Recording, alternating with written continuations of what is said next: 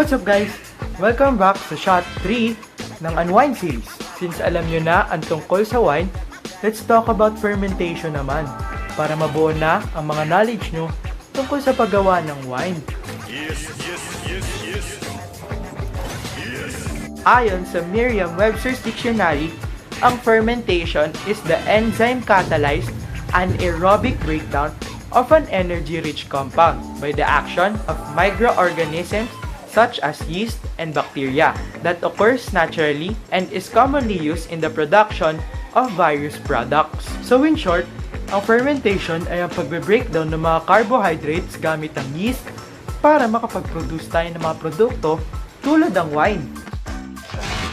Para sa pagpe-ferment ng wine, narito ang 5 steps na kailangan yung tandaan. Una, juice.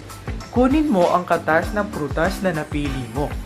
Pangalawa, add yeast. Ihalo na ang yeast sa katas na ginawa mo sa ating first step.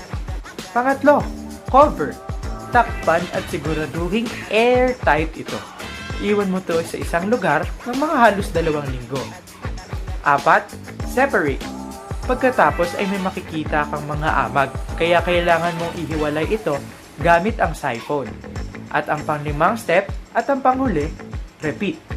Ulitin lamang ang proseso na aking binanggit hanggat makuha mo ang tamang timpla at lasa ng iyong wine. O di ba? Napakadaling gumawa ng wine. Wow! Abot kaya, pasok sa bulsa, makakatulong pa to sa negosyo mo. Kaya subaybayan mo lang ang winner para madagdagan ng kaalaman mo sa paggawa ng wine. Dahil sa winner, hindi ka matatalo. Always panalo. Abangan sa susunod na shot kung paano ka nga ba makakasali na aming webinar at bakit nga ba kailangan mo sumali ng winner. Ako nga pala si Angelo na nagsasabing, patience is the key to success. Bye!